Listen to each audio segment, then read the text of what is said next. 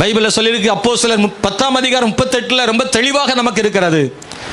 ஆண்டவர் நன்மை செய்கிறவராகவும் பிசாசின் வல்லமையில் அகப்பட்ட யாவரையும் குணமாக்குகிறவராகவும் சுற்றி திரிந்தார் என்பதை வாசிக்கிறோம். இயேசு கிறிஸ்து அவர் நடந்து போன பாதைகளில் எல்லாம், அவரை சந்தித்த மனிதர்களுக்கெல்லாம் அவர் நன்மைகளை செய்தார். அவரை எத்தனை பேர் தேடி வந்தார்களோ அத்தனை பேருக்கு நன்மை செய்தார். பல நேரங்களில் அவரே போய் அவர்களை அவர் தேடி போய் நன்மை செய்தார். இயேசுவால் நன்மை பெற்றவர்கள் பலர் உண்டு. ஆனால் அவர்கள்தான் இயேசு சிலுவையில் அறையப்படுவதற்கு அவரை கொல்ல வேண்டும் என்று சத்தமிட்டவர்களும் அவர்கள்தான். இயேசுவால் நன்மை பெற்றவர்களே இயேசுவை சிலுவையில் அறைய சம்மதித்தவர்களும் உண்டு. அன்பானவர்களே, இயேசு நேரடியாக நன்மை செய்கிற தேவன். சிலுவையிலும் சரி அப்படித்தான். அவர் காயப்படும் முன்பும் அப்படித்தான், காயப்படும் போதும் அப்படித்தான். அவர் நன்மை செய்து கொண்டு தான் இருந்தார். சிலுவையிலே அடி, வலி, வேதனை சகித்து கொண்டிருக்கிறார். வலியால் துடிக்கிறார். அப்போது நன்மை செய்கிறார். நேரடியான நன்மை. சிலுவையில் தொங்கிக் கொண்டிருக்கும் பொழுது எதிரிலே அல்லது அருகிலே இருந்த அந்த திருடன், கள்ளன், அவர்களில் ஒருவன் அவரை நிந்திக்கிறான், இன்னொருவன் அவரிடத்தில் ஜெபிக்கிறான். ஆண்டவர் அவரை நம்பின அந்த கள்ளனுக்கு சொன்ன வார்த்தை, இன்றைக்கு என்னோட கூட பரதேசில் இருப்பாய். அப்போ கூட ஒரு நன்மை செய்கிறார். அவரை நோக்கி சிலுவையில் ஜெபித்தவனுக்கே நன்மை கிடைக்கிறது. அங்கேயே அவனுக்கு விடுதலை, அங்கேயே ரட்சிப்பு, அங்கேயே அவனுக்கு மாற்றம். இன்னைக்கு நீ என்னோடு கூட, நாளைக்கல்ல இன்றைக்கு என்னோடு கூட, நான் பரதேசுக்கு போகும்போது என்னோடு நீயும் என்னோடு கூட இருப்பாய் என்று. கொஞ்சம் கூட தகுதியற்றவனாயிருந்த அந்த திருடனுக்கு, கள்ளனுக்கு ஆமென் ஸ்தோத்திரம், அவன் சொல்ல அந்த வார்த்தையை நாம் கவனிக்க வேண்டும். அவன் சொல்லுகிறான், அவரோ நியாயமில்லாமல் தண்டிக்கப்படுகிறார், நீயும் நானும் நியாயமாய் தண்டிக்கப்படுகிறோம். நாம் செய்த பாவங்களுக்காக நாம் அடிக்கப்பட்டிருக்கிறோம். ஆனால் அவர் அப்படி இல்லை, செய்யாத பாவத்திற்காக அவர் அடிக்கப்படுகிறார். ஏன் அவரை பேசுகிறாய் என்று இன்னொரு கள்ளன் சொல்கிறானே, அந்த தேவனை அறிந்திருந்த அவனுக்கு அவன் கேட்கிற, ஆண்டவரே இன்றைக்கு ஆண்டவர் நீ உம்முடைய ராஜ்யத்தில் வரும்பொழுது என்ன செய்யும் நினைத்தருளும் என்று ஜெபிக்கிறான் என்றா, அவருடைய ராஜ்யத்தை பற்றிய அறிவு அவனுக்கு இருந்திருக்கிறது. கெஞ்சி கேட்கிறான். ஆண்டவர் சொல்ல, இன்னைக்கு என்னோடு கூட பரதேசில் இருப்பார். ஆண்டவர் நேரடியாக சிலுவையிலும் அற்புதம் செய்தார். அவர் சிலுவைக்கு முன்பும் பலருக்கு நேரடியாக அற்புதம் செய்தார், சிலுவையிலும் அற்புதம் செய்தார். மறைமுகமாகவும் பலர் நன்மை பெற்றார்கள். இயேசுவை நேரடியாக பார்த்ததில்லை, அல்லது வார்த்தைகளை கேட்டதில்லை, இயேசுவை ஏற்றுக்கொண்டதில்லை, இயேசுவுக்காக தனக்கு தான் எதுவும் கொடுத்ததில்லை, இயேசுவுக்கு தீமை செய்ததும் உண்டு. இப்படி எத்தனை விஷயங்களை சொன்னாலும் இயேசுவுக்கும் அவர்களுக்கும் எந்த தொடர்பும் இல்லாமல், விசுவாசமும் இல்லாமல் அவருக்கு எதிராக இருந்த பலரும் கூட இயேசுவால் மறைமுகமாக நன்மை பெற்றிருக்கிறார்கள். இயேசுவால் நேரடியாக நன்மை பெற்றவர்களை காட்டிலும் இயேசுவை மறைமுகமாக நன்மை பெற்றவர்களும் பலராக இருக்கிறார்கள். அன்பானவர்களே, இந்த கால வேளையில் அவர்களில் ஒரு 3 பேரை உங்களோடு பகிர்ந்து கொள்ள விரும்புகிறேன். இயேசு கிறிஸ்து தான் பாவிகளுக்காக மரிக்கும் பொழுது, அந்த பாடுகள் நிறைந்த அந்த நாட்களில் இயேசு கிறிஸ்து செய்த நன்மைகள் 3 பேருக்கு மறைமுகமாக செய்தார். அதில் மிக முக்கியமான ஒருவர் யாருன்னா, லூக்கா சுவிசேஷம் 23ஆம் அதிகாரத்தை எடுத்துக்கொண்டு அதில் 12வது வசனத்தை நாம் வாசிக்க போகிறோம். லூக்கா சுவிசேஷம் 23ஆம் அதிகாரம் 12வது வசனத்தை எடுத்தால் சத்தமாக படிக்கலாம். முன்னே ஒருவருக்கு ஒரு பகையாயிருந்த பிலாத்துவும் ஏரோதும் அன்றைய தினம் சிநேகிதரானார்கள் என்பதை வாசிக்கிறோம். இந்த பிலாத்துவும் ஏரோதும் ஆமென் முன்னே ஒருவருக்கு ஒரு பகையாயிருந்த அவர்கள். பிலாத்துவுக்கும் ஏரோதுக்கும் இடையில பொருத்தம் ஆகாது. 2 பேரும் சண்டை, ஒருத்தருக்கொத்தர் நீயா நானா என்ற போட்டி. ஏனென்றால் இருவரும் 2 பேரும் அவர்கள் தேசாதிபதிகள், ஒரே சமமான பொறுப்பில் இருக்கிறார்கள். ஆகவே பொறுப்பின் அடிப்படையில், பதவியின் அடிப்படையில், அதிகார அடிப்படையில் 2 பேருக்கும் போட்டி. யூதேயாவினுடைய தேசாதிபதி பிலாத்துவுக்கும் கலிலேயாவினுடைய தேசாதிபதி ஏரோதுவுக்கும் இடையில அதிகார போட்டி. ஆகவே 2 பேரும் ஒருத்தருக்கொருத்தர் பேசிக்கொள்வதில் பகையாளியாக இருந்தார்கள். ஆனால் இயேசு கிறிஸ்துடைய மரணமானது அவங்க 2 பேரையும் சிநேகிதராக மாற்றிவிட்டது. இந்த இருவரும் அவர்கள் இயேசுவை நேசித்தவர்களா இல்லை, இயேசுவின் சீஷர்களா இல்லை, இயேசுவுக்கு நன்மை செய்தவர்களா இல்லை. இருவரும் இயேசுவுக்கு எதிரானவர்களாகத்தான் இருந்தார்கள்.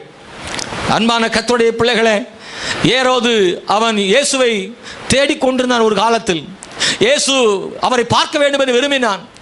ஏன்னா கேள்விப்பட்டிருந்தான், இயேசு நன்மை செய்கிறாராமே, பிசாசுகளை துரத்துகிறாராமே என்று ஏரோது கேள்விப்பட்டான். அவன் எத்தனையோ முறை இயேசுவை அழைத்து பார்த்தது உண்டு. இயேசு ஆனால் வரவில்லை அவரை சந்திப்பதற்கு. இயேசுவை பார்த்து எதிர்பார்த்த காலமெல்லாம் பார்க்க வாய்ப்பில்லாத போது இறுதியாக ஒரு நாள் இயேசு கிறிஸ்து அவருக்கு முன்பதாக வந்து நிற்கிறான். ஏரோதுக்கு முன்னாடி திடீரென்று இயேசு வந்து நிற்கிறார். அவனுக்கு ஒரு பெரிய அதிர்ச்சி தான், ஒரு பெரிய பாக்கியமாக நினைக்கிறான். எத்தனையோ முறை அவரை கூப்பிட்டு விட்டு வரலையே, இன்னைக்கு இயேசுவை கைது பண்ணி கொண்டு வந்திருக்கிறார்களே என்ன நினைக்கிறான். ஏனென்றால் இயேசு கிறிஸ்து பிலாத்தால் விசாரிக்கப்படுகிறார் எருசலேமில். திடீர்னு ஒருவன் சொல்கிறான் இவன் கலிலேயாவில் இருந்து வந்திருக்கிறான் என்று. அப்பொழுதுதான் பிலாத்துவுக்கு பெரிய நிம்மதி. அப்பாட பிரச்சனை முடிஞ்சுது. ஏன்னா இயேசுவை விடுதலை பண்ணுறதுக்கு முயற்சிக்கிறான், முடியலை. கலிலேயன உடனே இந்த விசாரணை அங்கே போயிட்டு தப்பிச்சோம்னு நினைக்கிறான். ஏரோதுக்கு அனுப்பி விடுகிறான். ஏரோதுக்கு முன்னாடி இயேசு வந்து நின்ன உடனே ஏரோது அதை பார்த்த உடனே அதிர்ச்சி அடைந்தாலும் அவன் எதிர்பாராத ஒரு சந்திப்பு இயேசுவை. அப்பொழுது இயேசுவை பார்த்து சில கேள்விகளை கேட்கிறான். அன்பானவர்களே ஸ்தோத்திரம். அவன் கேள்விப்பட்டதை எல்லாம் நேரில் பார்க்க விரும்புகிறான். எனக்கு ஒரு அற்புதத்தை காட்டு என்று கேட்கிறான். இயேசு அற்புதம் செய்தார் என்று கேள்விப்பட்டான். இன்னைக்கு இயேசு அற்புதம் கண்ணுக்கு முன்னாடி செஞ்சா பார்க்கலாம் என்ன நினைக்கிறான். அன்பானவர்களே, இயேசு கிறிஸ்து எதிர்பாராத ஒருவனுக்கும் தன்னை காட்டினார். இயேசு எதிர்பாராத நன்மைகளை செய்கிறவர். நீங்க எதிர்பார்க்கிறதையும் செய்கிறவர், எதிர்பாராதவர்களையும் ஆண்டவர் செய்கிறவர். நீங்கள் நினைத்தவர்களையும் செய்கிறவர், நீங்கள் நினையாதவர்களையும் ஆண்டவர் செய்கிறவர். ஏரோதுக்கு எதிர்பாராத விதத்தில் அவனுக்கு தரிசனம் கொடுத்தார். எதிரே வந்து நின்னார். அவனுக்கு ஆச்சரியமாக இருந்தது. ஆனால் அவருக்கு ஏமாற்றம். அவன் எதிர்பார்த்த மாதிரி நடக்கல. அவன் நினைச்சான் இயேசு தனக்கு முன்னாடி யாரையாவது குணமாக்குவார், இல்லை ஏதாவது தண்ணீரை திராட்சரசம் ஆக்குவார், அப்படி எல்லாம் எதிர்பார்த்து அவன் ஏதோ பொழுதுபோக்குக்காக அவன் எதிர்பார்த்திருந்தான். ஆனால் இயேசு கிறிஸ்து பொழுதுபோக்குக்காக வரவர் அல்ல, அவர் அவனை மாற்றும்படி வந்தவர். ஏரோதின் வாழ்வில் மாற்றத்தை கொண்டு வர விரும்பினார். அவன் சுவாபங்களை மாற்ற விரும்பினார். அவன் எண்ணங்களை மாற்ற விரும்பினார். ஒரு முழு மனிதனாக மாற்ற கர்த்தர் விரும்புகிறார். ஆனால் அவன் தான் மாற விரும்பவில்லை. அவர் அற்புதத்தை மட்டும் பார்க்கணும்னு நினைக்கிறான். ஏதோ நேர போக்குக்கு, அவ்வளவுதான். ஏதோ கேள்விப்பட்டது உண்மைதானான்னு செக் பண்றதுக்காகத்தான் நினைச்சான ஒழிய தான் இயேசுவின் சீஷனாக மாற விரும்பவில்லை. இயேசுவின் நோக்கம் அவனை பொழுதுபோக்குக்காக மாற்ற விரும்பல, அவன் வாழ்க்கையை மாற்ற விரும்பினார். ஆனால் அதனாலதான் ஏரோது தான் நினைச்சது நடக்காதனால அவனுக்கு ஏமாற்றம் வந்துருச்சு. ஏமாற்றம் வந்து வரும்பொழுதெல்லாம் ஆத்திரம் ஏற்படும், கோபம் ஏற்படும். அந்த கோபம் தான் அவனுக்குள்ளே வந்தது. ஏரோதுக்கு ஏற்பட்ட கோபம் என்ன? நான் எதிர்பார்த்தது செய்யலை. அங்க வசனம் சொல்லுகிறது இயேசு ஒரு வார்த்தையும் பேசவில்லை. நீங்க வாசித்து பாருங்கள், 9, 10, 11 வசனங்கள் அது படிக்கிறோம். அதுல அநேக காரியங்களை குறித்து அவரிடத்தில் வினாவினான். அவர் மறுமொழியாக அவனுக்கு ஒன்றும் சொல்லவில்லை. அவர் நிறைய பேசுவார், நிறைய செய்வார்னு எதிர்பார்த்தான். அவர் ஒண்ணுமே செய்யலை. அது அவனுக்கு ஏமாற்றம். அந்த ஏமாற்றம் ஆத்திரத்தை கொண்டு வந்தது. அது கோபமாக வெளிப்பட்டது. அதனால தான் ஏரோது நினைக்கிறான், நான் உன்னைய விடுவிக்கலான்னு நினைக்கிறேன், அல்லது விசாரிக்க நினைக்கிறேன், உன் மேலே கனிவாய்க்கு நினைக்கிறேன், நீயோ பேச மாட்டேன்ற கோபத்தில் என்ன செய்தான் பாருங்கள். அடுத்த வசனத்தில் பிரதான ஆசாரியரும் வேத பாரகரும் அவர்கள் மேல் பிடிவாதமாய் குற்றம் சாட்டி கொண்டிருந்தார்கள். அப்பொழுது ஏரோது தன் போர் செயலோடு அவரை நிந்தித்து பரியாசம் பண்ணி மினுக்கான வஸ்திரத்தை அவருக்கு உடுத்தி அவரை திரும்ப பிலாத்துவிடத்துக்கு அனுப்பினான். அவருக்கு அங்கே விடுவிக்கிறான். அங்கே அவன் ஸ்தோத்திரம் அவரை நிந்திக்கிறான், மினுக்கான வஸ்திரத்தை உடுத்துகிறான், மறுபடியும் பிலாத்துவிடத்துக்கு அனுப்புகிறான். நல்ல கவனிங்க, ஏரோதுக்கு ஏற்பட்ட ஏமாற்றம் கோபமாக வெளிப்பட்டு தான் யார் என்பதை காண்பிக்கிறான். தான் ஒரு தேசாதிபதி, தான் அதிகாரத்தை காண்பிக்கிறான். நான் பேச நினைக்கிறேன், நீ பேச மாட்டேங்கிற, நான் யார் தெரியுமா, நான் அதிகாரம் உள்ளவன். போர் சேவகரோட இணைந்து கொண்டு அவரை நிந்திக்கிறான்.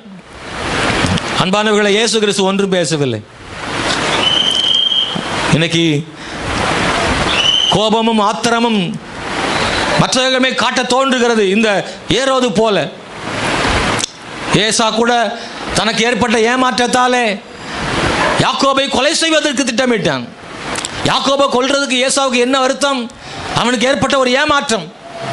ஆவலாய் ஓடி வந்து அவன் ஆசீர்வாதங்களை தம்பி எடுத்துக்கொண்டான். அந்த ஏமாற்றம் தான் அவனுக்கு அப்படி ஏற்பட்டது. ஆகையினால தான் தம்பியை கொல்ல நினைக்கிறான். ஏமாற்றம் ஏசாவுக்கு கோபமாக மாறினது போல இந்த ஏரோதுக்கும் கோபமாக மாறினது அன்பானவர்களே. ஆனாலும் ஏரோதை இயேசு நேசித்தார்.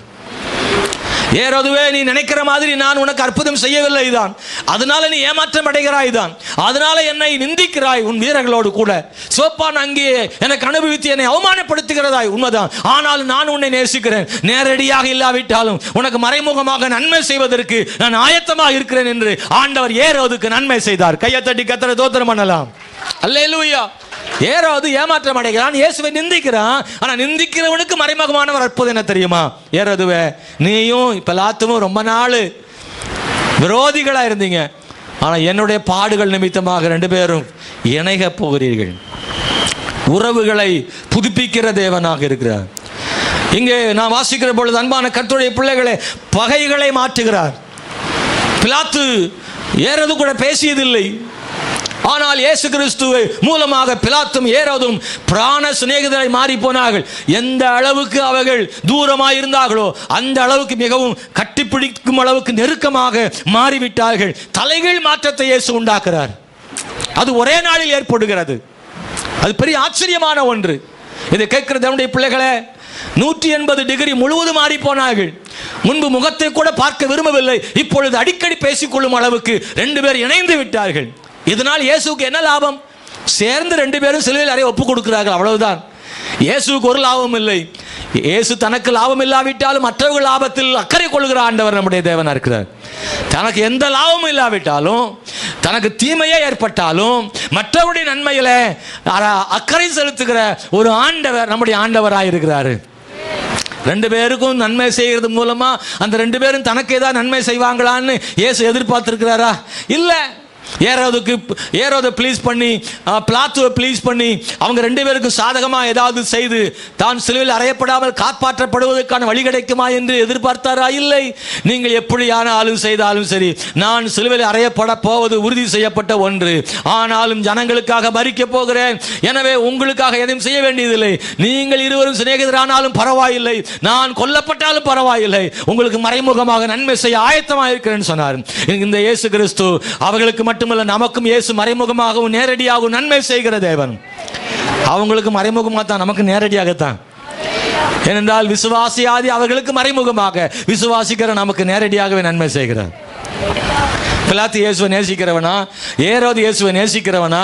அவர்கள் சீஷர்களா? இயேசுவை விசுவாசிக்கிறவர்களா? அப்படியெல்லாம் ஒண்ணுமே கிடையாது. விசுவாசிக்காதவர்களுக்கே மறைமுகமா நன்மை என்ன, விசுவாசிக்கிறவர்களுக்கு நேரடியாக நன்மை கர்த்தர் ஏன் செய்ய மாட்டார்? ஒரு அல்லேலூயா சொல்லுங்க பார்க்கலாம். நீங்களாம் கவனிக்கிறீங்களா? அல்லேலூயா, ஆமென், ஸ்தோத்திரம். அவரிடத்தில் நன்மை பெறுகிற வாய்ப்பை தேவன் நமக்கு ஆண்டவர் தருகிறார். அன்பானவர்களே, ஸ்தோத்திரம். இந்த சூழ்நிலையில் நீங்கள் கவனிக்க வேண்டியது, ஆண்டவர் எதிர்த்தவர்களுக்கும் விசுவாசியாதவர்களுக்கும் கூட அவர் நன்மை செய்தார். மறைமுகமாக அது நடந்தது. நீண்டகால பகை மாற்றப்பட்டது. ஆதியாகமம் புஸ்தகம் 36ஆம் அதிகாரத்தில் 7ஆம் வசனத்தை நான் வாசிக்க விரும்புகிறேன். ஆதியாகமம் 36ஆம் அதிகாரம் 7வது வசனத்தை நான் படிக்கும்போது, அவர்களுடைய சம்பத்து மிகுதியாய் இருந்தபடியால் அவர்கள் ஒருமித்து கூடியிருக்க கூடாமல் போயிற்று. அவருடைய மந்தைகள் நிமித்தமாக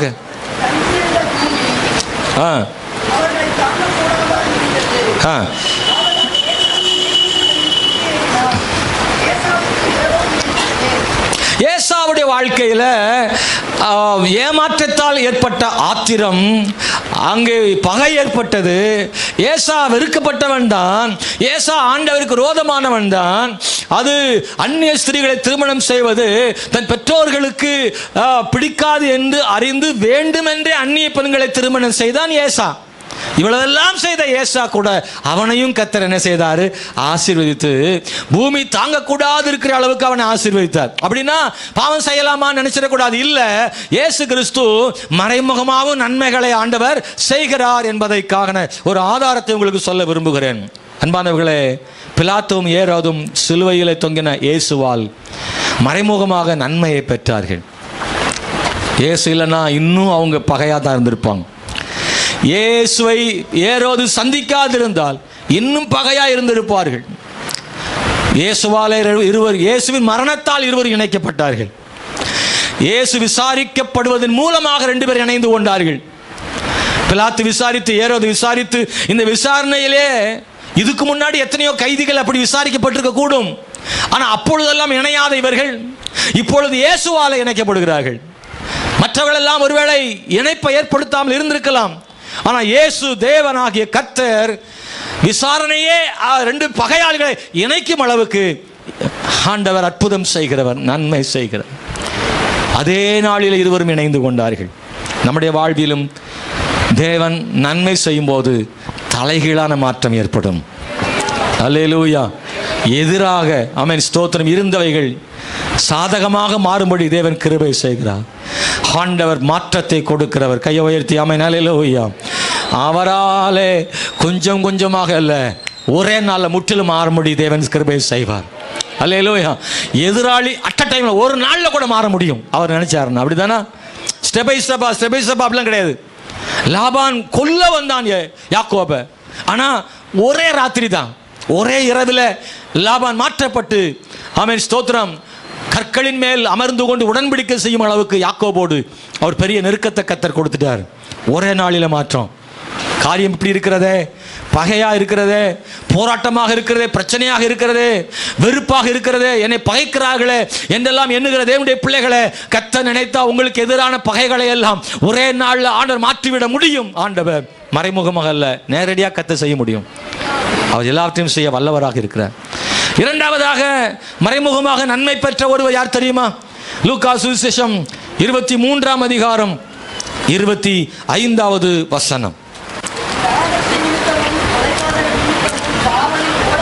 கலகத்து நிமித்தமும் கொலைபாதகத்து நிமித்தமும் காவலில் போடப்பட்டிருந்தவனை அவைகள் கேட்டுக்கொண்டபடியே விடுதலையாக்கி இயேசுவையோ அவைகள் இஷ்டத்துக்கு ஒப்பு கொடுத்தான். யாரு மறைமுகமாக நன்மை பெற்ற இரண்டாவது நபர் உங்களுக்கு தெரியுதா? பரபாஸ். பரபாஸ் நன்மை பெற்றிருக்கிறான். இவன் யார் என்றால் கல்லர்கள் மத்தியில் அடிக்கப்பட வேண்டிய ஒரு குற்றவாளி, பட்டணத்தில் ஏற்பட்ட கலவரத்திற்கு காரணமாக இருந்தவன், பல கொலைகளை செய்தவன், மரண தண்டனைக்கு ஆட்பட்டவன். ஆமென் ஸ்தோத்திரம். அன்றைக்கு சில கைதிகளை சிலுவையில் அறையப்பட வேண்டும். சிலர் சொல்கிறார்கள் இந்த 3 பேர் மட்டும்தான் சிலர் அறையப்பட்டார்களா என்றால் இல்லை, இயேசுவோடு 2 கள்ளர்கள் அறையப்பட்டார்களே, அவர்களையும் தவிர இன்னும் தூரத்தில் இன்னும் சில கைதிகளை சிலுவையில் அறைந்திருக்க கூடும் என்று நம்புகிறார்கள். ஆனால் இந்த 2 கள்ளர் மட்டும்தான் சொல்லப்பட்டிருக்கிறது. ஏனென்றால் இயேசுவின் அருகில் இருக்கிறதுனாலையும் இயேசுவோடு பேசினதுனாலையும் இது வேதத்தில் எழுதப்பட வேண்டும் என்பதனாலையும் இந்த 2 கள்ளருடைய மரணத்தை தான் எழுதியிருக்குது. இன்னும் சில மரண தண்டனை விதிக்கப்பட்ட கள்ளர்கள் எல்லாம் ஆங்காங்கே இன்னும் அந்த மலைகளிலே அறையப்பட்டிருக்க கூடும் என்றும் சொல்லப்படுகிறது. அந்த வரிசையில் தான் இந்த பரபாஸ் என்பவனும் கொல்லப்பட வேண்டியவனே. அவனுக்கும் அந்த நாளிலே சிலுவையில் அறையப்பட வேண்டும் என்று நியமிக்கப்பட்டிருந்தது. ஆனால் இயேசு கிறிஸ்துவை சிலுவையில் அறையப்படுகிற சூழ்நிலை வந்த போது பிலாத்து இயேசுவை விடுவிக்க முயற்சிக்கிறான். அந்த இடத்துல தான் பரபாசுக்கு ஒரு வாய்ப்பு கிடைக்கிறது. ஸ்தோத்திரம். இப்படிப்பட்ட பஸ்கா பண்டிகையின் போது ஒருவரை நாம் விடுதலை செய்வோமே, அதில் இயேசுவை விடுதலை செய்து விடலாமே எண்ணுகிற பொழுது அந்த இடத்துல தான் இயேசுவுக்கு பதிலாக பரபாசை விடுவிக்கிறதுக்கு ஒரு வாய்ப்பு கிடைக்கிறது. அதுல விடுவிச்சிருந்தா இயேசு விடுவிச்சிருக்க கூடும். இல்லை இல்லை, இயேசு கிறிஸ்து மரிப்பதன் மூலமாக பரபாச விடுவிக்கப்பட்டான். இயேசுனை விடுவிக்கப்பட்டிருந்தா யார் தான் இயேசுக்கு பதிலாக மரிச்சிருக்கணும், அல்லது மரித்திருக்க வேண்டியவன். பரபாசுக்காக பதிலாக இயேசு மரிக்கிறார். அப்படி நடக்கு. இயேசு நம்முடைய பாவங்களுக்காக மரித்தார் என்பது உண்மையானாலும் கூட பரபாஸ் மரிக்கும் இடத்துல தான் இயேசு மரித்தார். பாவியாகிய பரபாசே, மரண தண்டனைக்கு தகுதியான பரபாசே, நீ மரிக்கும் இடத்துல இயேசு மரித்தார். நீங்களும் நானும் ஒரு பரபாஸ் மாதிரி தான். ஆமாவா இல்லையா? நானும் பரபாஸ் கிடையாதுன்னு ஒதுங்கிறீங்களா? இல்லை, நாமும் கூட ஒரு வகையில் பரபாஸ் தான். அவனை மாதிரி தான் நம்மளும். நீங்களும் நானும் அடிக்கப்பட வேண்டிய இடத்துல இயேசு அடிக்கப்பட்டார். நமக்காக இயேசு மரித்தார். பிலாத்து 3 முறை ட்ரை பண்ணுறான். வசனத்தில் நாம் அதை வாசிக்க முடியும். 22ஆம் வசனத்தில் அவன் 3 தரம் அவைகளை நோக்கி, ஏன் இவன் என்ன பொல்லாப்பு செய்தான்? மரணத்துக்கு ஏதுவான குற்றம் ஒன்றிடத்தில் நான் காணவில்லை என்று 3 முறை அவரை விடுவிக்கிறதுக்கு முயற்சி பண்ணியும் முடியாம ஸ்தோத்திரம் பரபாஸ் விடுவிக்கப்பட்டு இயேசு சிலுவையில் அடிக்கப்படுகிறார். அன்பான கர்த்தருடைய பிள்ளைகளே, ஸ்தோத்திரம். தடுத்து நிறுத்த முயற்சித்தும் தடுத்து நிறுத்த முடியவில்லை. பரபாசின் விடுதலையை, பரபாசின் மரணத்தை. ஹல்லேலூயா. பிலாத்துக்கு அதிகாரம் உண்டு. உச்சக்கட்ட அதிகாரம் யார் தான் அன்னைக்கு? பிலாத்து தான். பிலாத்து சொன்னால் நடக்கும். கையெழுத்து பிலாத்து போட்டால் யாரும் தடுக்க முடியாது. அப்படி ஒரு அதிகாரத்தில் பிலாத்து இருந்தும் அவனால் இயேசு மரிப்பதையும் பரபாஸ் விடுதலை செய்யப்படுவதையும் பிலாத்துவினாலே தடுக்க முடியல. பாருங்கள், அதிகாரத்தால் தடுக்க முடியாவிட்டாலும் இயேசு தடுத்து அற்புதம் செய்கிறவர். பரபாசுக்கு அற்புதம் செஞ்சிருக்கிறார், பரபாசுக்கு விடுதலை பண்ணியிருக்கிறார். அன்பான தேவனுடைய பிள்ளைகளை, ஆமென், ஸ்தோத்திரம். கடைசி காலத்தில் யாக்கோபு மரணத்துக்கு நெருங்கி நிற்கிறார், கட்டிலே படுத்திருக்கிறார். செய்தி யோசேப்புக்கு போகிறது, உம்முடைய தகப்பனார் மரிக்க போகிறார் என்று. யோசேப்பு வேகமாக வருகிறான், தன் 2 பிள்ளைகளையும் அவனுக்கு அருகிலே கொண்டு போகிறான். மூத்த பிள்ளையை வலது கையிலும் இரண்டாவது பிள்ளை இடது கையிலுக்கும் நேரடியாக அவனை நிறுத்துகிறான். யாக்கோபு வயதான காலத்தில் அவர்களை ஆசீர்வதித்து விட்டு மரிக்க போகிறான். அப்பொழுது யாக்கோபு தன் கைகளை நேரடியாக பிள்ளைகள் மேல் வைக்காமல் மாற்றி வைக்கிறார். வலது கை இடது இளைய பிள்ளை மேலும், இடது கையை வலது மூத்த குமாரன் மேலும் மாற்றி வைக்கிறார். யோசேப்பு சொல்லுகிறார், இல்லை தகப்பனே, இவன் தான் மூத்த பிள்ளை, இவனைத்தான் வலது கையால் ஆசீர்வதிக்க வேண்டும் என்று யோசேப்பு தன் தகப்பனத்திலே சொல்லுகிறான். ஆனால் யாக்கோபு சொல்லுகிறார், எனக்கு தெரியும் என்று அவரே இப்படி மாற்றி வைக்கிறார். அல்லேலூயா. பாருங்கள், ஸ்தோத்திரம். இளைய குமாரன் ஆசீர்வதிக்கப்படுவதை தடுத்து மூத்த குமாரன் தான், 2 பேருக்கும் ஆசீர்வாதம் தான், ஆனால் மூத்த குமாரன் தான் முக்கிய ஆசீர்வாதம் வேண்டும் என்று யோசேப்பு நினைத்து அவன் தடுத்தாலும் தடுக்கப்பட முடியாமல் யாக்கோபு ஆசீர்வதித்தார். கையை உயர்த்தி, உங்களுக்கு ஆசீர்வாதத்தை கர்த்தர் கொடுக்க நினைச்சா எவர் தடுத்தாலும் தடுக்க முடியாதபடி இயேசு ஆசீர்வதிப்பார். தடைகளை தாண்டி ஆசீர்வதிக்கிறவர் இயேசு, தடைகளை தாண்டி ஆசீர்வதிக்கிறவர் இயேசு. அன்னைக்கு இருந்த உயர்ந்த அதிகாரம் யாருன்னா யோசேப்பு தான். யாக்கோபின் குமாரனா இருந்தாலும் கூட யோசேப்பால தடுக்க முடியும். ஏன்னா அவன் அதிகாரத்திலும் இருக்கிறான். யோசேப்பால் தான் யாக்கோபு உயிர் வாழ்கிறார். யோசேப்பு யாக்கோபின் ரொம்ப சிநேகிதன் மகன். யோசேப்பு சொல்லிட்டா மாற்றம் இல்லை. இதுவரைக்கும் யோசேப்பு சொன்னா எல்லாம் யாக்கோபு செய்கிறவர் தான். ஆனா காலம் வரும் பொழுது, தீர்க்கதரிசனம் நிறைவேறும் பொழுது, ஆண்டவர் சித்தத்தின்படி நடக்கும் பொழுது யோசேப்பு சொன்னா கூட யாக்கோபு கேட்க மாட்டாரு, தான் விருப்பப்படி தான் செய்வாரு. அல்லேலூயா. ஏன்னா ஆண்டவர் தடைகளை தாண்டி எல்லாம் ஆசீர்வதிக்கிறவர். அருமையான தேவனுடைய பிள்ளைகளே, ஸ்தோத்திரம். தடைகளை தாண்டி யாராயிருந்தாலும் தடுத்தாலும் அதெல்லாம் தாண்டி இயேசு ஆசீர்வதிக்க நினைச்சிட்டாருன்னா அவர் ஆசீர்வதிப்பாரு. பரபாசே, நீ தகுதி இல்லாதவனா கூட இருக்கலாம், உனக்கு மரண தண்டனை நிச்சயிக்கப்பட்டிருக்குதான். இந்த கடைசி நேரத்தில் பரபாசுக்கு ஒரு விடுதலை இயேசுவால் கிடைத்தது. என்னைக்காவது பரபாஸ் இயேசுவை பார்த்து பாவ மன்னிப்பு பெற்றானா? இயேசுவை சந்திச்சிருக்கிறானா? பைபிளில் சொல்லப்படலை. அல்லது இயேசு விசுவாசித்தானா? சொல்லப்படலை. ஒரு நாள் கூட இயேசுகிட்ட வந்து மண்டியிட்டது கிடையாது, தாழ்த்தினது கிடையாது. அவன் ரவுடி பையன், கொலகாரன், கொஞ்சம் கூட மனசில் மாற்றம் இல்லாதவன். ஆனால் அவனுக்காக கூட இயேசு மறைமுகமாக ஒரு நன்மை செய்தார். எப்பொழுதும் இயேசு நன்மை செய்கிறவர். தான் மரிக்கும் போதும் கூட இன்னொருவருக்கு நன்மை செய்து மரித்தார். இன்னொருவருக்கு நன்மை செய்து ஆண்டவர் மரித்தார். இது கேட்கிற தேவனுடைய பிள்ளைகளே, நம்முடைய ஆண்டவர் நன்மை செய்கிற ஆண்டவர். உங்களுக்கும் எனக்கும் கூட நன்மை செய்வார். ஒருமுறை கூட பார்க்காத பரபாசுக்கு, விசுவாசிக்காத பரபாசுக்கு மறைமுகமாக இயேசு நன்மை செய்வார். ஆனால் அவரை விசுவாசிக்கிற, அவர் மேல் அன்பு கூறுகிற அவரே நன்மை செய்ய மாட்டார். இயேசு நிச்சயமாக நன்மை செய்வார். அவர் நம்பி இருந்தா ஒரு நாள் கைவிட மாட்டார். ஏதாவது ஒரு அற்புதம் நமக்கு ஆண்டவர் செய்வார். நம்பினா கை உயர்த்தி தோத்திரம் பண்ணுங்க. அல்லேலூயா. தடைகளையும் தாண்டி நன்மை செய்யும் இயேசு. அவருடைய நன்மையை யாரும் தடுக்க முடியாது. யோபு சொல்றார், தேவரீர் சகலத்தையும் செய்ய வல்லவர், நீ செய்ய நினைத்தது ஒன்றும் தடைபடாது. தம்முடைய பிள்ளைகளை ஆசீர்வதிக்க கர்த்தர் திட்டம் வைக்கும் பொழுது அதை யார் தடுக்க முடியும்? எத்தனை பேர் குறுக்க வந்து நின்னாலும் உங்களை தடுக்கிறத, உங்களை ஆசீர்வதிக்கிறத, என்ன ஆசீர்வதிக்கிறத ஒரு நாள் தடுக்க முடியாது. தடுக்க முடியாத ஆசீர்வாதங்களை ஆண்டவர் தருகிற தேவனா இருக்கிறார். யோனா புஸ்தகத்தில் ஒரு சம்பவத்தை வாசிக்கிறோம். இந்த ஜனங்கள் எல்லாரும் பாவம் செய்ததினால் பட்டணம் அழிக்கப்பட, நினிவே பட்டணம் அழிக்கப்படுவதற்கு தேவன் சித்தம் கொண்டார். யோனா மூலமாக செய்தி வருகிறது. ஆண்டவரோ அவங்களுடையதான கண்ணீரையும் அவருடைய உபவாசத்தையும் கண்டு, அவருடைய மனம் திரும்புதலை கண்டு அவர் மனமாறினார். அந்த நினிவே பட்டணம் அழிக்கப்பட வேண்டியதில்லை என்றார், மன்னித்து விட்டார். ஆனால் யோனா விடலை. நீர் மன்னிக்க கூடாது, அவர்களை அழிக்க வேண்டும் என்று நிற்கிறான். யோனா ஒரு பெரிய தீர்க்கதரிசி. ஒரே பிரசங்கத்தால் தேசம் எல்லாம் மனம் திரும்ப கூடுமானால் ஒரு வல்லமையான தீர்க்கதரிசி யோனா. கர்த்தருடைய ரட்சிப்பை தடுப்பதற்கு யோனா முயற்சிக்கிறான்.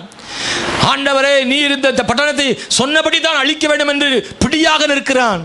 எவ்வளவு பெரிய தீர்க்கதரிசி ஆனால் தடுக்க வந்தாலும் ஆண்டவர் நன்மை செய்ய நினைத்தால் அவனாலும் தடுக்க முடியாது. பட்டணத்தை அழிக்காமல் காத்த தேவன், தடைகளையும் தாண்டி ஆசீர்வதிக்கிற தேவன். சொல்லுங்க, தடைகளையும் தாண்டி அவர் ஆசீர்வதிப்பார். கர்த்தருடைய பிள்ளைகளை, உங்களை உயர்த்தணும்னு நினைச்சிட்டாருன்னா, உங்களை ஆசீர்வதிக்க நினைச்சிட்டாருன்னா, எத்தனை பேர் குறுக்க நின்னாலும் முடியாது, ஆண்டவர் ஆசீர்வதிப்பார். ஆமென், அல்லேலூயா. எனக்கு தெரியும், என் வாழ்க்கையில் நான் சாட்சி சொல்ல முடியும். என் வாழ்விலேயும் சில உயர்வுகளை, சில ஆசீர்வாதங்களை தடுப்பதற்கு சிலரெல்லாம் முயற்சி பண்ணினார்கள், சதி பண்ணினார்கள். குறுக்கு வழியிலே சில திட்டமிட்டது உண்டு, போட்டு கொடுத்தது உண்டு, மேலிடத்தில் சொல்லிக் கொடுத்தது உண்டு, தவறான காரியங்கள் சொல்லிக் கொடுத்தது உண்டு. ஆனாலும் அவர்களுக்கு முன்பதாக என்னை கர்த்தர் உயர்த்தி வைத்ததை என் கண்கள் கண்டது. நான் பார்த்திருக்கிறேன். என்னை கீழே தள்ளும்படி அல்லது எனக்கு விரோதமாக சதி செய்தவர்கள் கண்களுக்கு முன்பாக தேவன் என்னை உயர்த்தியிருக்கிறார். கர்த்தர் என்னோடு கூட இருக்கிறார், உங்களோடும் இருப்பார். உங்களுக்கு எதிரான தடைகளை மாற்றி உங்களுக்கு நன்மை செய்வார். என்னவெல்லாமோ செய்து பார்த்தேனே, ஒன்றும் பலன் அளிக்கவில்லையே என்று எனக்கு எதிராய் செய்தவர்கள், சூழ்ச்சி செய்தவர்கள் சோர்ந்து போனார்கள்.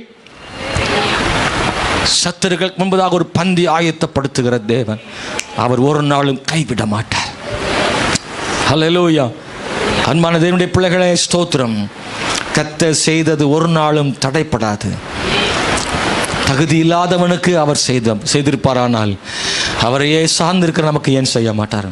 மறைமுகமாக நன்மை பெற்ற மூணாவது நபர் லூக்கா 23ஆம் அதிகாரத்தில் 26வது வசனம். அவர்கள் இயேசுவை கொண்டு போகிற போது நாட்டிலிருந்து வருகிற சிரேனே ஊரானாகிய சீமோன் என்கிற ஒருவனை பிடித்து சிலுவை அவர் பின்னே சுமந்து கொண்டு வரும்படி அதை அவன் மேல் வைத்தார். இந்த சிலுவை பாதை போயிட்டு இருக்கும்போது இயேசு கிறிஸ்து சிலுவை சுமந்து போகிறார். அவரால் முடியவில்லை, அவர் தடுமாறுகிறார். காரணம், சிலுவை பாரம் உள்ளது. தடுமாறி போகிறார். இதை பார்த்த போர் வீரர்கள், 100க்கு அதிபதி, கொஞ்ச தூரம் இயேசு சுமக்க முடியாதனால் அந்த சிலுவையை இன்னொருத்தர் சுமக்க வேண்டும். போர் வீரர்கள் சுமப்பார்களா? இல்லை. ஏனென்றால் சிலுவை சுமப்பது அவமானம். 100க்கு அதிபதியோ அந்த போர் வீரர்களோ சேவர்களோ இயேசுவின் சிலுவையை தூக்க மாட்டார்கள். ஏனென்றால் அவர்கள் அதை அவமானமாக நினைக்கிறார்கள். இயேசுதான் குற்றவாளி, தான் சுமக்க வேண்டும். மற்ற குற்றவாளிகள் எல்லாம் சுமந்து போறாங்க, இயேசுவால் சுமக்க முடியவில்லை. ஏனென்றால் இயேசு கிறிஸ்து ஏற்கனவே அவர் சாட்டையால் அடிக்கப்பட்டு பலனெல்லாம் போயிட்டு ராத்திரி முழுசும் அடிச்சிருக்காங்க. அதனால் அவர் ரொம்ப சோர்ந்து போனார். அவரால் சிலுவை தூக்க முடியல. 150 கிலோன்னு சொல்றாங்க. ஐயா, நான் படித்தேன், சிலுவை 150 கிலோவாம். 25 கிலோ சிப்பம் அரிசியை தூக்குறதுக்கு ஐயா கொஞ்சம் வாங்கன்னு மனைவி வீட்டுக்காரரை கூப்பிடுறாங்க. 25 கிலோ சிப்பம் அரிசியை தூக்க முடியல. சிலிண்டர் எத்தனை கிலோன்னு தெரியல, அதை தூக்க முடியல. இயேசு கிறிஸ்து அரிசி சிப்பம்னா எத்தனை மடங்குன்னு கணக்கு பண்ணிக்கோங்க. அங்கே ஒரு நாள் 6 அரிசி சிப்பம் சேர்த்து ஒருத்தர் தூக்கம்னா எவ்வளோ வெயிட். அந்த பாரத்தை இயேசு சுமந்தார். ஒரு கட்டத்தில் கீழே விழுந்தார்னு சொல்லியிருக்கு. அதுக்கு மேலே அவரால் தூக்கி சுமக்க முடியாத நிலைமை. அப்போ தான் சுற்றி பார்க்குறாங்க, வேற யாரையும் அப்படி சொல்லிட முடியாது அவ்வளவு எளிதாக. ஆனால் அதே நேரத்தில் ரோமர்களுக்கு அதிகாரம் இருக்கு. ரோம படை வீரன் தன் ஈட்டியை எவன் தோளின் மேல் வைக்கிறானோ அவன் அந்த ரோம வீரன் சொல்வதெல்லாம் கேட்க வேண்டும். ரோம வீரனுக்கு அந்த அதிகாரம் இருக்கிறது. சிரேனே ஊரானாகிய சீமோனுடைய தோள்களின் மேலே அந்த ஈட்டி வைக்கப்படுகிறது. திரும்பி பார்க்கிறான், அங்கே அவனுக்கு கட்டளை கொடுக்கப்படுகிறது. இயேசுவின் சிலுவையை சுமந்து கொண்டு அவர் பின்னே வர வேண்டும் என்கிற கட்டளை. அதை கேட்டபோது சீமோன் பதறி போனான். எனக்கா இந்த நிலைமை என்று நினைக்கிறான். ஏனென்றால் சீமோன் யார்? அவன் லிபியா ஊரான், ஆப்பிரிக்கா தேசத்திலிருந்து வருகிறான். அவன் தூர தேசத்திலிருந்து கொஞ்சம் கொஞ்சமாக பணம் சேகரித்து ஒரு புனித யாத்திரை வருகிறான். பஸ்கா பண்டிகையை ஒட்டி எருசலேமுக்கு வர வேண்டும் என்றும் எருசலேம் பட்டணத்திலே பஸ்கா கொண்டாடணும்னு ரொம்ப கனவுகளோடு வந்திருக்கான். எத்தனை பேர் நம்புறீங்க? பாருங்க, இதை புரிஞ்சுக்கிறீங்களான்னு தெரில. ரொம்ப காலமாக அவன் யோசித்து கொஞ்சம் கொஞ்சமாக பணம் சேர்த்து, நிறைய செலவாகும் இல்லையா, பணம் சேர்த்து பஸ்கா பண்டிகை நல்லா கொண்டாடணும், ஜாலியாக இருக்கணும், அங்கே போயிட்டு எருசலேமில் இதெல்லாம் பார்க்கணும், அதை பார்க்கணும், இதை பார்க்கணும், ஒரு ஊருக்கு போகணும், எவ்வளோ திட்டமிடுதல், நீண்ட தூர பயணம், பணம் சேகரித்து புனித பயணமாய் வந்திருக்கிறான். வந்த இடத்துல புனித பயணத்துக்கு கொண்டாட நினைச்சவனுக்கு இப்பொழுது தோல் மேலே ரத்தம் படிந்த ஒரு சிலுவையை சுமக்கணும். அவன் நினைக்கிறான், ஐயோ எனக்கு இந்த மாதிரி நிலைமை ஆகி போயிடுச்சு நினைக்கிறான்.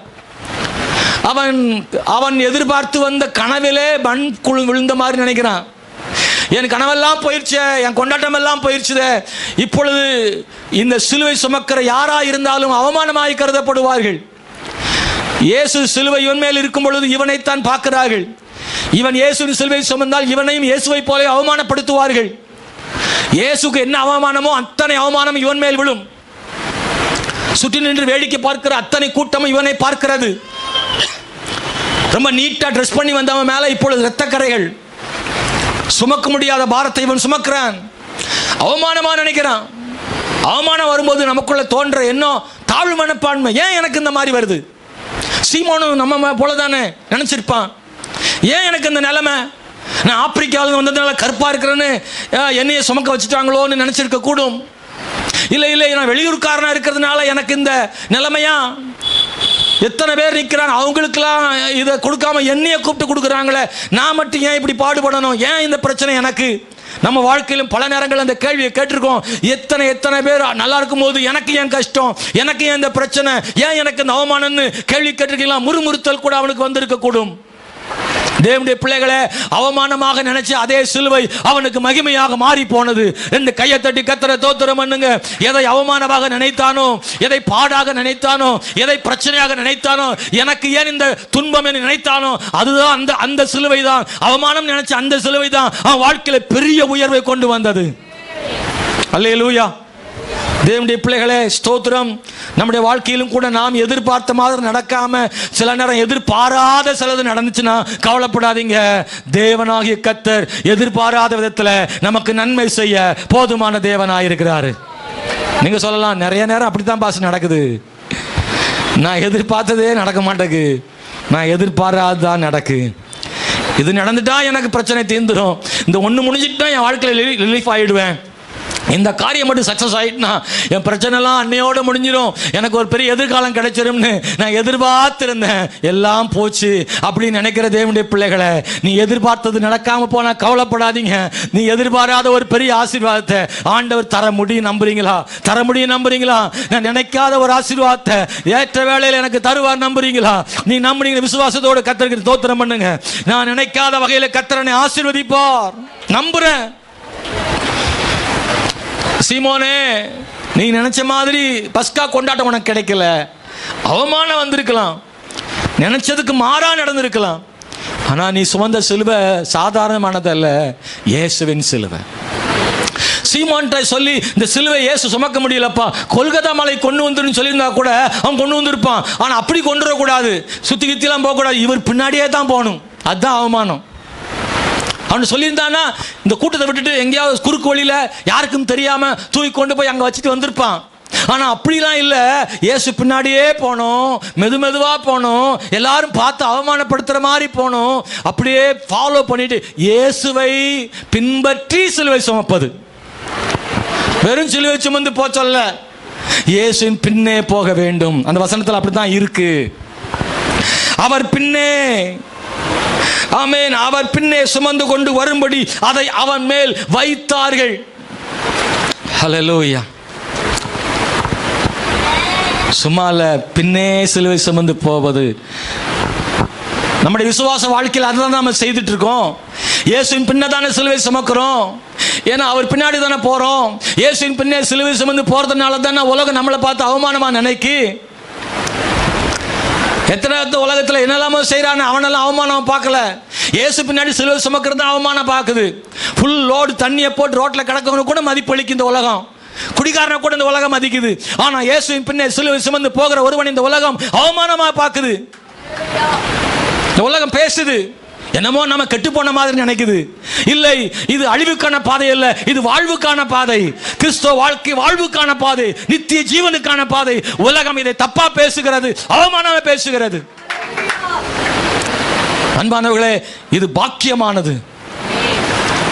இந்த அன்பான தேவனுடைய பிள்ளைகளே, சீமோனுடைய வாழ்க்கையினுடைய எதிர்காலம் என்ன? அவன் பெற்ற நன்மை அவமானமாக எண்ணிய சிலுவை அவனுக்கு ஆசீர்வாதம் கொண்டு வந்தது. அவனுடைய பிள்ளைகள் ஆசீர்வதிக்கப்பட்டார்கள். அவன் குடும்பத்துக்கு ஆசீர்வாதம் மாறி போனான். இன்னொன்றையும் சொல்ல விரும்புகிறேன். இவனுடைய தோளின் மேல் வைக்கப்பட்ட சிலுவை இவனாக சுமந்ததல்ல, பலவந்தம் பண்ணினார்கள். பலவந்தம் பண்ணாங்க. மார்க் 15:21 எழுதியிருக்கு. அவனை பலவந்தப்படுத்தி சிலுவை அவனை சுமக்க வைத்தாங்க. அவன் விரும்பலை, மிரட்டி ஃபோர்ஸ் பண்ணி அவன் மேல் சிலுவை வைத்தாங்க. அவனா வந்து, இயேசுவே பாவம் சுமக்க முடியாமல் போகிறீரே, நான் உமக்கு உதவி செய்கிறேன் என்று அந்த சிலுவை தானாக விரும்பி ஏற்றுக்கொண்டு சுமக்கலை, பலவந்தம் பண்ணினார்கள். மார்க் 15:21 அப்படித்தானே இருக்கு. சிரேனே ஊரானும் அலெக்சாந்தருக்கு ரூபுக்கும் தகப்பனுமான சீமோன் எனப்பட்ட ஒருவன் நாட்டின் வழியாக வருகையில் அவருடைய சிலுவை சுமக்கும்படி அவனை பலவந்தம் பண்ணினார்கள். அப்படி என்ன அர்த்தம்? பலவந்தம் எப்போ பலவந்தம் பண்ணுவாங்க தெரியுமா? ஒருவனை எப்போ பலவந்தம் பண்ணுவாங்க? அவன் மூட்ட முடியாதுன்னு சொன்னதுனால. உடனே வாங்கியிருந்தானே பலவந்தம் பண்ண வேண்டிய தேவையில்லையே. இந்த புறா தோல்ல அப்படின்னா ஓகேனா ஓகே தான். ஆனால் வைக்கும்போது அவன் வேண்டான்னு இருக்கான், அப்புறம் ஃபோர்ஸ் பண்ணி வச்சிருக்காங்க. பலவந்தம் பண்ணுதல்னு அதுதான் அர்த்தம். பலவந்தமாக பண்ணப்பட்டு சிலுவை சுமங்கிற சீமோனுக்கு நன்மை உண்டாகுமானால், விரும்பி சிலுவை சுமக்கிற உங்களுக்கு எனக்கும் ஏன் நன்மை கத்த தர மாட்டாரு? எத்தனை பேருக்கு புரியுது நான் சொல்றது? இல்லை அந்த சிலுவையை விரும்பி சுமக்காம வேண்டா வெறுப்பா சுமந்த சீமோனுக்கே நன்மை கிடைக்கும்னா, வேணும்னு விரும்பி இயேசுவை நம்பி அவர் சிலுவையை நான் சுமக்க விரும்புகிறேன்னு நம்பி இயேசுவின் பின்னாடி சுமந்து போற நமக்கு ஏன் ஆண்டவர் நன்மை செய்ய மாட்டார்? நன்மை செய்வார். அந்த இடத்துல சீமோனுக்கு அடையாள பேர் வந்திருக்கு பாருங்க. அந்த 15ஆம் அதிகாரம் மார்க்கில் என்ன பேர் தெரியுமா? ரூபுக்கும் அலெக்சாந்தருக்கும், நல்லா கவனிங்க, ரூபுக்கும் அலெக்சாந்தருக்கும் தகப்பனாகிய சீமோன். அதாவது அப்பா பேரை சொல்லி பிள்ளைகள் பேரை சொல்றது அது வேற, பிள்ளைகள் பேரை சொல்லி அப்பா பேரை சொல்றது வேற. தகப்பனாலே பிள்ளைகளுக்கு அடையாளம் கிடைக்கும். சில நேரம் பிள்ளைகளால தான் அப்பாவுக்கு அடையாளம் கிடைக்கும். அப்பா உச்சத்தில் இருந்தா அப்பா பேரை சொல்லி பிள்ளை சொல்லுவாங்க. பிள்ளைகள் எல்லாம் உச்சத்தில் இருந்தா பிள்ளைகள் பேரை சொல்லி அப்பா பேரை சொல்லுவாங்க. இன்னாருடைய தகப்பன் என்று சொல்லுவாங்க. இந்த சீமோனை பிள்ளைகள் பேரை சொல்லி அடையாளப்படுத்துகிற அளவுக்கு பிள்ளைகளை கர்த்தர் உயர்த்தினார். ஆமென், அல்லேலூயா. அலெக்சாந்தர்னு அப்போஸ்தலனை பார்த்தீங்கன்னா அவன் ஒரு பெரிய தேசத்தின் அதிபதியாக மாறி இருக்கிறான். அலெக்சாந்தர், ரூபு அப்படித்தான். அவங்க இருந்த சபையில் அவங்க முப்பர்களாக இருந்திருக்கிறாங்க. விரும்பாம சிலுவை சுமந்த சீமோனுக்கே பிள்ளைகளை கர்த்தர் பயன்படுத்துறார். ரோமர் புஸ்தகம் 16ஆம் அதிகாரம் ஸ்தோத்திரம் 13வது வசனம். ரோமர் 16:13 படிக்கும்படி கேட்கிறேன். கர்த்தருக்குள் தெரிந்து கொள்ளப்பட்ட ரூபையும். எந்த ரூபு? சீமோனுடைய மகனாகிய ரூபஸ். எனக்கு தாயாகிய அவனுடைய தாயையும் வாழ்த்துங்கள். இந்த வசனம் எத்தனை பேருக்கு புரியுதுன்னு தெரியல. என்ன பேர் உங்களுக்கு புரியுதா? சீமோனுடைய மகன் ரூபு இருக்கான்ல, அவன் எப்படிப்பட்டவனாமா? கர்த்தருக்குள் தெரிந்து கொள்ளப்பட்டவன். வேண்டா வெறுப்பா சிலுவை சுமந்த சீமோனே, உன் மகனாகிய ரூபை கர்த்தரே தெரிந்து கொண்டார் அவருடைய வேலைக்காக. எவ்வளவு பெரிய ஆசீர்வாதம் பாருங்க. ரெண்டாவது சொல்றாரு, சீமோனே உன்னுடைய மனைவி. பவுல் சும்மாலாம் வாழ்த்த மாட்டார். யாருக்கு வாழ்த்து சொல்றாரு? பவுல் போற போக்குல ரோட்ல போற ஆளையும் வாழ்த்திடுவாரா? இல்ல, ரூபுடைய அம்மாவை, அதாவது சீமோனுடைய அப்பா தாய, பலவந்தம் பண்ணப்பட்டு சிலுவை சுமந்த சீமோனே, அவனுடைய மனைவியை தனது தாயாக எண்ணி பவுல் என்ன செய்யறாரு? வாழ்த்துறாரு. அப்படின்னா சீமோனுடைய மனைவி ஆசீர்வதிக்கப்பட்டவளாக இருந்திருக்கிறாள். ஹல்லேலூயா, ஸ்தோத்திரம். சபையிலே கர்த்தர் உயர்த்தி இருக்கிறார். அப்போஸ்தலர் நடபடிகள் 2ஆம் அதிகாரம் 10வது வசனத்தை படிக்கணும்னு நினைக்கிறேன். அப்போஸ்தலர் நடபடிகள் 2ஆம் அதிகாரம் 10வது வசனத்தில், பம்பிலிய எகிப்து எனும் தேசத்தார்களும் சிரேனே பட்டணத்தை சுற்றியிருக்கிற லிபியாவின் திசைகளிலே குடியிருக்கிறவர்களும் இங்கே சஞ்சரிக்கிற ரோமாபுரியரும் யூதரும் யூத மார்க்கம் எங்க அந்த மேல் மாடியில் இருக்கிற ஆட்களை பற்றி சொல்லியிருக்கு. பெந்தெகோஸ்து நாளில் மேல் மாடியில் கூடி 120 பேர் இருக்காங்கல்ல, அதில் யாரெல்லாம் இருந்தாங்கன்னா லிபியாவை சார்ந்த சிரேனே பட்டணத்தை சுற்றி இருக்கிற பட்டணம். அப்போ என்னன்னா இந்த இந்த இந்த சீமோன என்பவன் சிரேனே ஊர்லேருந்து வந்து சிலுவை சுமந்ததுனால இப்பொழுது 120 பேர்ல அவன் ஊரில் உள்ள ஆளும் இருக்காங்கன்னா அந்த ஊருக்கே இவன் ஆசீர்வாதம் மாறி இருக்கான். எத்தனை பேருக்கு புரியுது? அல்லேலூயா. அப்பெல்லாம் கிடையாது, அப்பெல்லாம் கிடையாது. இந்த சபை உருவாகும் போது அந்த ஊர்ல ஒரு ஆள் கூட கிடையாது ஆண்டவர் நம்புறவங்க. இந்த ரூபு ஒருத்தன் தான் சிலுவை சுமந்து வந்தான். இவன் சிலுவை சுமந்ததுனால அவனுடைய ஊரை சார்ந்த சிரேனே ஊரை சார்ந்த 10 அநேக மக்கள் ஆமென் ஸ்தோத்திரம் அந்த மேல் மாடியிலே கூடி இருக்கும்படியான முதல் சபையிலே அங்கத்தினராக இருக்கும்படியாக தேவன் இந்த சீமோனுடைய குடும்பத்திலிருந்து அவன் ஊரிலிருந்து சிலரை ஆண்டவர் தேர்ந்தெடுத்தார். அவன் பிள்ளைகளும் அங்கே இருந்தார்கள். தேவன் தெரிந்து கொண்டார். இதை கேட்கிற சகோதர சகோதரி, நம்முடைய தேவன் பலவந்தமாய் சிலுவை சுமந்தவனுடைய குடும்பத்தை ஆசீர்வதிப்பார். ஆனால் விரும்பி சிலுவை சுமக்கிறவருடைய குடும்பத்தை நிச்சயமாக தேவன் ஆசீர்வதிப்பார். 11ஆம் அதிகாரம் 20வது வசனம். அப்போஸ்தலர் 11ஆம் அதிகாரம் 20வது வசனத்தை வாசிக்க வேண்டும் என்று விரும்புகிறேன்.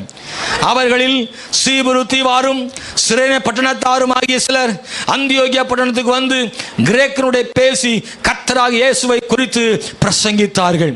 அவனுடைய ஊரோடு நின்றுல அவன் ஊர் ஜனங்கள் ரட்சிக்கப்பட்டு பல பட்டணங்களுக்கு போய் சுவிசேஷத்தை அறிவிக்கும் அளவுக்கு பல நாடுகளுக்கு ஆசீர்வாதமாக அவன் குடும்பத்தை தேவன் வைத்தார். தேவன் நன்மை செய்கிற ஆண்டவர். அல்லேலூயா. இவ்வளவு பெரிய நன்மை செய்கிற இயேசு நமக்கு நன்மை செய்ய வேண்டுமானால் நாம் செய்ய வேண்டிய முக்கியமான 3 விஷயங்களை நாம் கவனிக்க வேண்டும். ஒன்று, அன்பானவர்களே, கேள்விப்பட்டதை கேட்க ரசிக்க பொழுதுபோக்க நினைச்ச ஏரோதுவுக்கு தேவன் நன்மை செஞ்சாருனாலும் கூட ஆண்டவர் நினைக்கிறாரு, அவர் விருப்பம் நீ பொழுதுபோக்க இயேசுவை தேடாதே. கண்ணுக்கு முன்னாடி ஒரு நன்மையை காட்டி ஏதோ அந்த சொல்லுவாங்கள்ல மாய வித்தை காற்று அதை ரசிக்கிறதுக்கு, அதுக்கு இல்லை, உணர்ச்சிகளுக்காக அல்ல, உணர்வுகளுக்காக இயேசுவை நினைக்கணும். கண்டு ரசிப்பதற்காக இயேசுவை தேடாதீங்க. அவரை வாழ்க்கையில் நம்மளை மாற்றணும்னு தேடுங்க அவரை. எத்தனை பேருக்கு புரியுது? ஏறது மாதிரி நம்ம இருந்துடக்கூடாதுங்க. ஏதோ சும்மா பார்க்கணும், ஒரு அற்புதத்தை மட்டும் காணணும், எனக்கு ஒரு அற்புதம் நடந்தால் போதும். இல்லை, அவர் சொல்கிறார், உனக்கு அற்புதம் செய்கிறேன், ஆனால் அற்புதத்துக்காக என்னை தேடி வராத, உன் வாழ்க்கை மாறணும்னு தேடி வா, உன் சுவாபம் மாறணும்னு தேடி வா, அதுதான் நான் விரும்புகிறேன்னு இயேசு சொல்கிறாரு. இந்த காலையில் நம்பர் 1, நான் பொழுதுபோக்குக்காக இயேசுவை தேடலை, சும்மா வேடிக்கை பார்க்கணுன்னு இயேசுட்டு வரல, என் வாழ்க்கை மாறணும்னு இயேசுட்டு வரேன், அவருக்காக ஒரு பரிசுத்தவானா நான் மாறணும்னு நினைக்கிறேன்.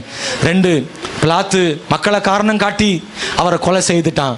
நான் பிலாத்து மாதிரி இருந்துடக்கூடாது. அவனுக்கு இயேசு விடுவிக்கணும்னு ஆசை தான், ஆனால் மக்களுக்காக இயேசுவை கொலை பண்ணிட்டான். அவங்க இயேசுவை கொலை பண்ணணும்னு சத்தம் போட்டாங்கல்ல, அவங்க சத்தத்துக்காக அவங்களுக்காக இயேசுவை கொலை பண்ணுறதுக்கு ஒப்பு கொடுத்துட்டாங்க பிலாத்து.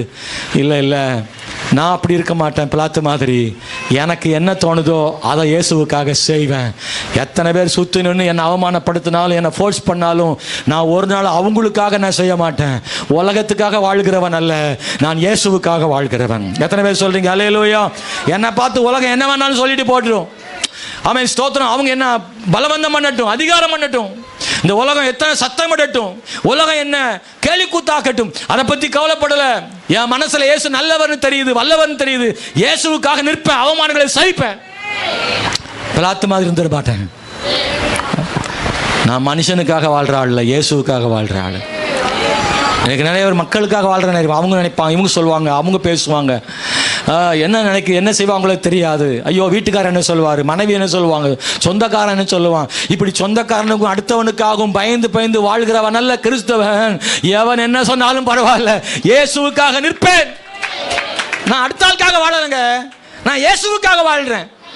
பிலாத்து அடுத்த ஆளுக்காக தான் அவரை கொலை பண்ணிட்டான். அவன் மனைவி கூட சொல்லி அனுப்புனான், அந்த நீதிமானுக்கு ஒன்றும் தீங்கு செய்யாதீங்கன்னு மனைவி கூட சொல்லி அனுப்புறா. அதெல்லாம் கூட அவன் நினைக்கல. ஊர் ஜனங்கள், பட்டணத்தின் ஜனங்கள் பரபாச விடுதலை செய்யும், இயேசுவை கொலை செய்யும், அந்த மக்களுக்காக நீ கொலை பண்ணிட்டிய. இன்னைக்கு நிறைய பேர் கூட வேலை செய்யறவனுக்காக இயேசு விட்டாலும் உண்டு, சொந்தக்காரனுக்காக இயேசு விட்டாலும் உண்டு. நண்பன் எவனோ சர்ச்சுக்கு போக்கணும்னு சொன்னானா, அதுக்காக சர்ச்சுக்கு வரல. காதலன் சொன்னானா, நீ சர்ச்சுக்கு போனா நான் கல்யாணம் பண்ண காதலன் சொன்னானா, காதலனுக்காக சர்ச்சுக்கு போனது ஆள் உண்டு.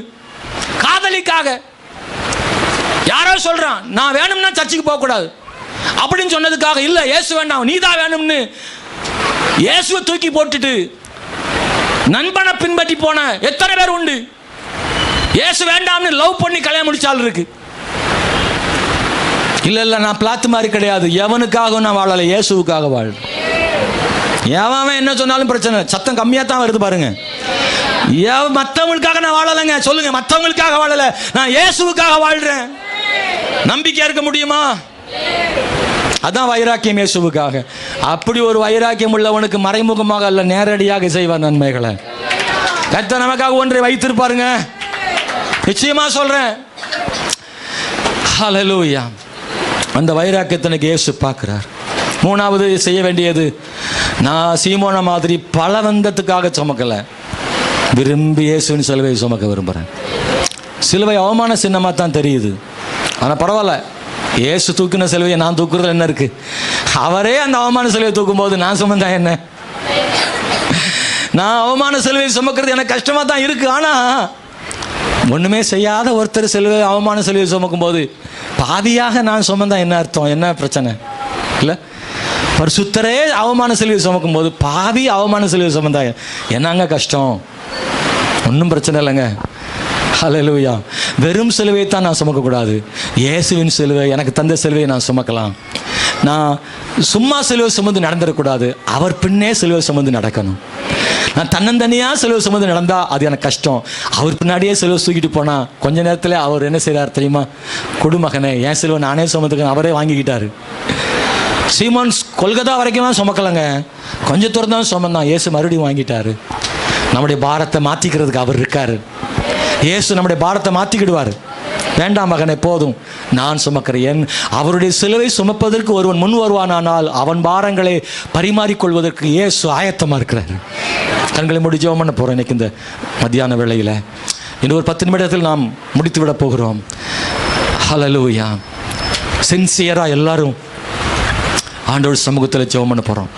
இயேசுவே, நன்மை செய்கிறவராய் சுற்றி திரிந்த இயேசுவே, என்னைக்கும் நன்மை செய்கிறவர், ஆண்டவரே நன்றிப்பா. ஹல்லேலூயா. எத்தனை பேர் சொல்ல முடியும், ஆண்டவரே உமக்காக நிற்க விரும்புகிறேன், ஆண்டவரே உமக்காக நிற்க விரும்புகிறேன், ஆண்டவரே. ஹல்லேலூயா. சீமோனை போல சிலுவை சுமந்து வர விரும்புகிறேன், ஆண்டவரே. சிலுவை சுமந்தவராய் சீஷனாகவும். இயேசுவே ஸ்தோத்திரம். அல்லேலூயா, அல்லேலூயா, அல்லேலூயா. ஒரு முறை கூட கத்தட்ட சொல்லுங்க, ஆண்டவரே உமக்காக சிலுவை சுமக்க ஆயத்தம். நம்பிக்கையோட வைராக்கியம் சுமக்க நேசிக்கிறப்பா. உங்களை எத்தனை பாடு பிரச்சனை வந்திருக்கு ஏற்கனவே, அப்போது நான் உமக்காக வாழ்ந்திருக்கிறேன். இன்னும் எத்தனை வந்தாலும் உமக்காக இன்னும் நிற்பேன். சின்சியரா. எஸ். சின்ன பிள்ளைங்க எல்லாரும் தம்பி, நான் ரொம்ப சின்சியராக பேசிகிட்டு இருக்கேன், நீங்கள் சிரிச்சிட்டு இருக்கீங்க சின்ன பிள்ளைங்கள்லாம். இளைஞர்களே, முழங்கால் போட முடிஞ்சா முழங்கால் படியிட முடிஞ்சு இந்த ஆண்டவர் இயேசுவுக்காக உண்மையாக அர்ப்பணம் பண்ணீங்கன்னா கர்த்தர் உங்களை ஆசீர்வதிப்பார். இது பொழுதுபோக்கும் அல்ல, விளையாட்டும் அல்ல, ஜீவன் சார்ந்தது, நித்திய ஜீவன் சார்ந்தது. இயேசு நமக்காக சிலுவை நம்முடைய எதிர்காலம் சார்ந்தது. என்னுடைய பிள்ளைய நிச்சயமாக ஒரு நாள் மரணம் வரலாம் அல்லது இயேசு வருகை இருக்கும், ரெண்டுல ஒன்று நடக்கும்.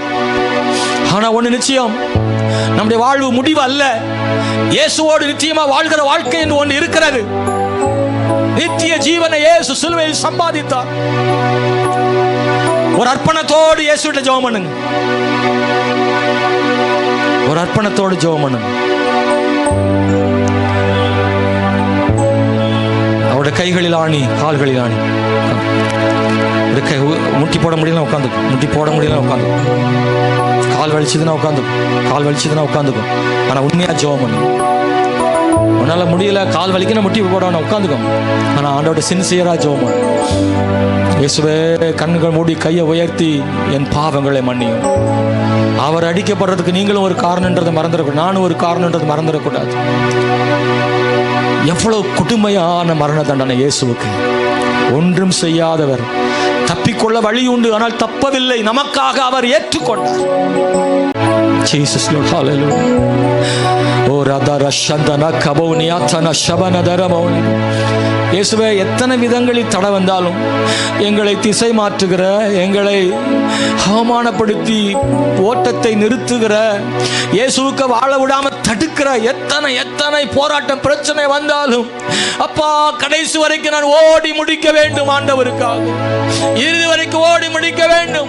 உலக சிற்றிமங்கள் என்னை இழுத்து விடக் கூடாது, உலக பாவங்கள் என்னை இழுத்து விடக் கூடாது, உலகத்தின் உபத்திரவங்கள் என்னை இழுத்து விடக் கூடாது. இயேசுவுக்காக நான் இன்னும் ஓடுவேன் ஆண்டவரே.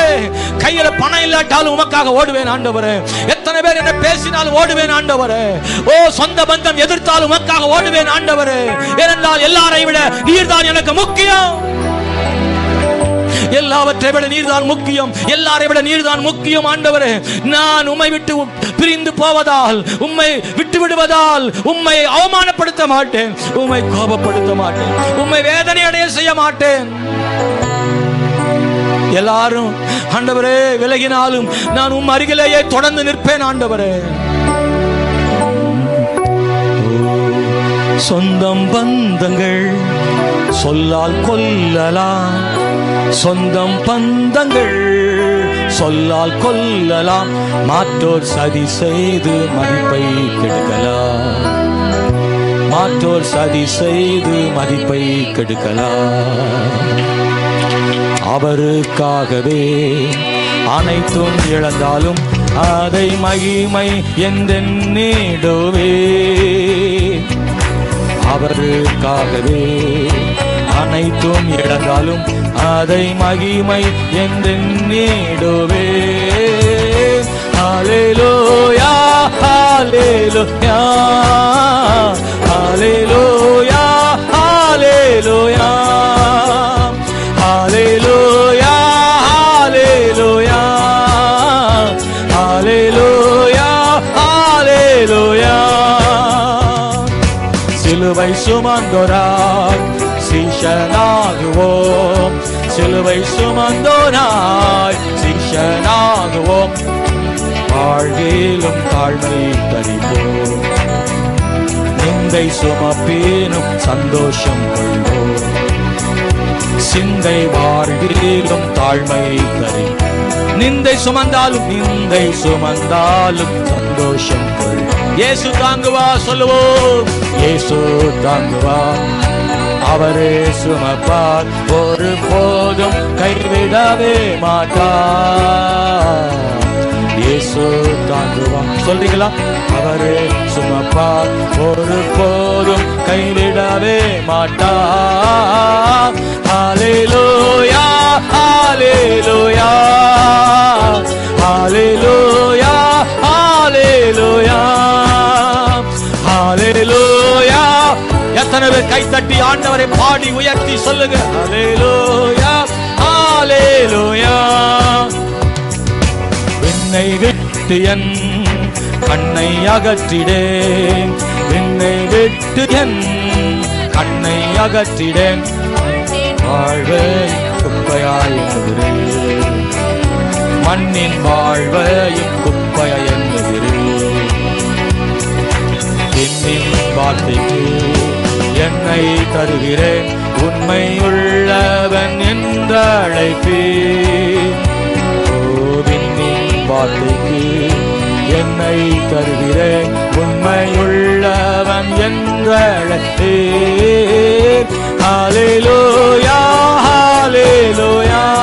இயேசுவே, ஹல்லே. அப்பா, உயிருள்ள ஆண்டவரே, ஹல்லேலூயா. எத்தனை காயங்கள், எத்தனை அடிகள், எத்தனை அவமானங்கள் இயேசுவே.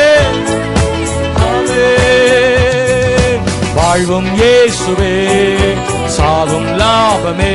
ஓ வாழும் இயேசுவே சாகும் லாபமே. அவர் பெருகவும் நான் சிறுகவும் வேண்டுமே. அவர் பெருகவும் நான் சிறுகவும் வேண்டுமே. ஓ கிருபை தருகிறார் விருதாவாக்கிடேன் அதை நித்தமும் காத்து கொள்வேன். கிருபை தருகிறார் அதை விருதாவாக்கிடேன் அதை நித்தமும் காத்து கொள்வேன். ஹல்லேலூயா hallelujah hallelujah hallelujah hallelujah hallelujah hallelujah hallelujah hallelujah hallelujah hallelujah ஹல்லேலூயா. சிலுவை சுமந்தோராய் சீஷனாகுவோம். சொல்லுங்க, சிலுவை சுமந்தோராய். இயேசுவே உம் சிலுவையை சுமந்து நல்ல சீஷனாக உம்மை பின்பற்றி வருவேன் ஆண்டவரே, இறுதி வரைக்கும் ஆண்டவரே. பலவந்தத்திற்காக அல்ல, உண்மையாக நேசித்து விரும்பி இயேசுவுக்காக சிலுவை சுமந்து உம் பின்னே வர ஆயத்தம் ஆண்டவரே. எத்தனை பேர் சுற்றி நின்று அவமானப்படுத்தினாலும், இந்த உலகமே என்னை கேவலமாய் பேசினாலும், எத்தனை போராட்டம் பிரச்சனை வந்தாலும் அந்த சிலுவை சுமந்து இயேசுவே உம் பின்னே வருவேன். இந்த கிறிஸ்தவ ஜீவியத்துல உமக்காக நிற்பேன் ஆண்டவரே. இது மகிமையான வாழ்க்கை அப்பா. இது அவமானமான வாழ்க்கை அல்ல, இது மகிமையான வாழ்க்கை. கிறிஸ்தவ வாழ்க்கை மகிமையான வாழ்க்கை, நித்திய ஜீவனுக்கான வாழ்க்கை. ஹல்லேலூயா. இயேசுவுக்காக அவமானங்களை சகிக்கிறவருடைய குடும்பங்களை தேவன் ஆசீர்வதிப்பார். அவருடைய பிள்ளைகளை உயர்த்துவார். அவரோட அவமானங்களை சகிக்க ஆயத்தமா, அவரோட ஆளுகை செய்ய உன்னை வைப்பார். Hallelujah hallelujah hallelujah hallelujah hallelujah hallelujah hallelujah ஹல்லேலூயா.